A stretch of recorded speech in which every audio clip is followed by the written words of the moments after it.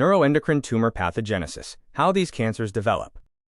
Hello, this evidence-based content is prepared by Saboor Khan, fellowship-trained consultant surgeon. And if you or someone you care about has been wondering about neuroendocrine tumors, specifically how these unique cancers actually develop at the cellular level, you're in the right place.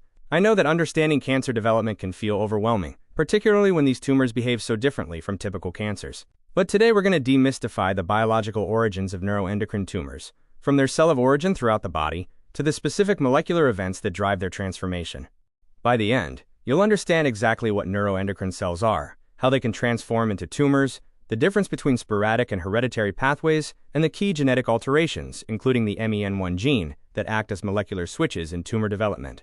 This knowledge empowers you to have more informed conversations with your medical team and understand your pathology reports with greater clarity.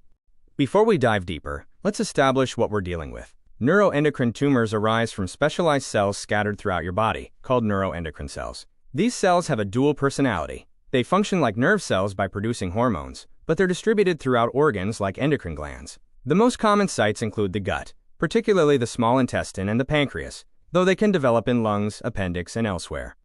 What makes understanding their pathogenesis crucial is that these tumors represent a spectrum. Some are slow-growing and well-differentiated, retaining characteristics of normal neuroendocrine cells, while others are aggressive and poorly differentiated. This biological diversity directly reflects the different molecular pathways driving their development, which we'll explore systematically. In your gut, specialized enterochromaffin cells produce serotonin and other hormones that regulate digestion. These cells, when transformed, give rise to the most common type of small intestinal neuroendocrine tumors. Think of enterochromaffin cells as your gut's hormone factories. Normally, they're tightly regulated, releasing just the right amount of serotonin at the right time.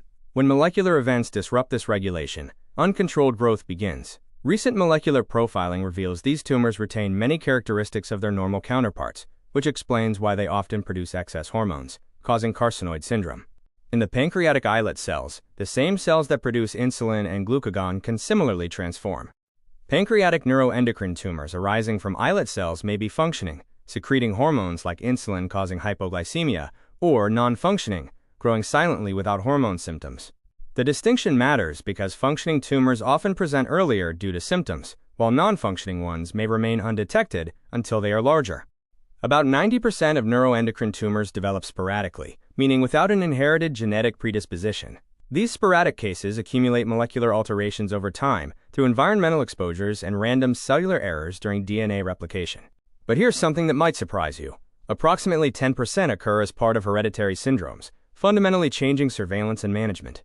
The most important hereditary syndrome is multiple endocrine neoplasia type 1, or MEN1. If you have MEN1 syndrome, your lifetime risk of developing pancreatic neuroendocrine tumors reaches 80%. This matters profoundly for families. If a parent carries a MEN1 mutation, each child has a 50% chance of inheriting it, and research suggests possible genetic anticipation, meaning the syndrome might manifest earlier in subsequent generations. Let me explain the MEN1 gene mechanism.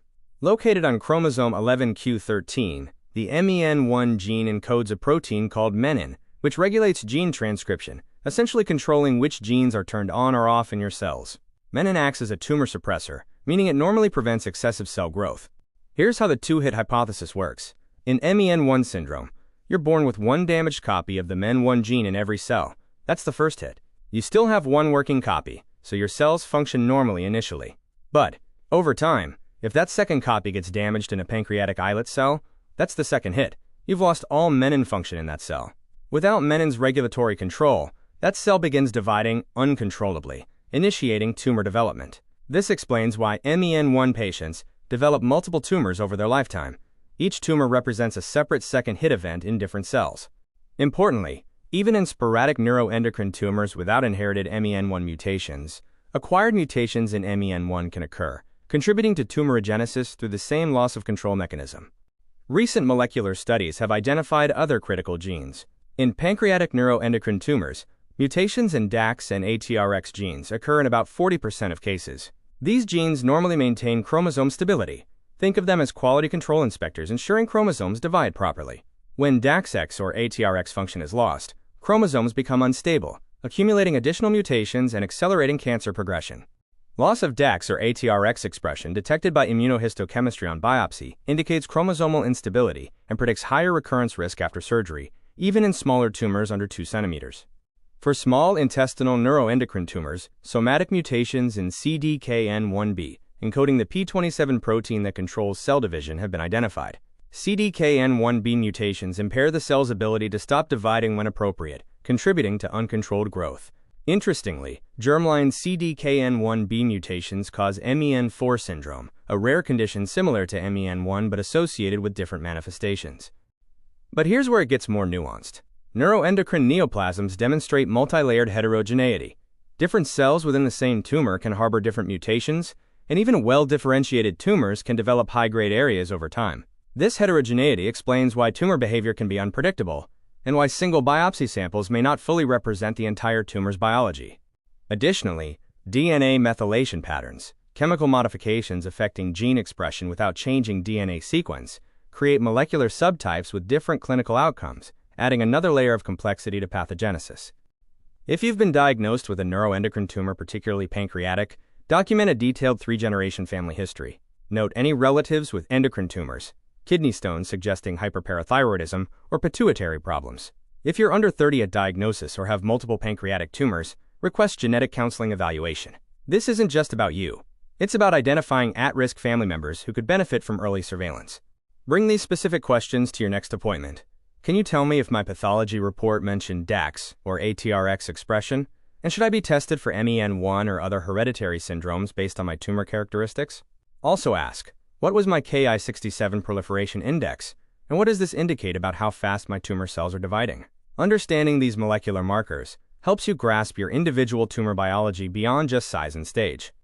Immediate referral to genetics is warranted if you have multiple neuroendocrine tumor diagnoses before age 30, family history of endocrine tumors, or presence of other MEN1-associated features like kidney stones or pituitary adenomas. Genetic testing isn't just diagnostic. It informs surveillance protocols for you and at-risk family members, potentially enabling early intervention before tumors become symptomatic. Let me quickly recap.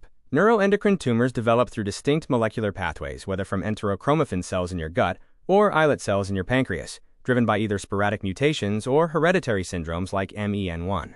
Your next step: review your pathology report and family history with these mechanisms in mind. This information is for education. Always discuss your individual situation with your healthcare provider, who knows your complete medical context. I've outlined several reputable resources here, which you may find valuable for further information on neuroendocrine tumor pathogenesis and genetics.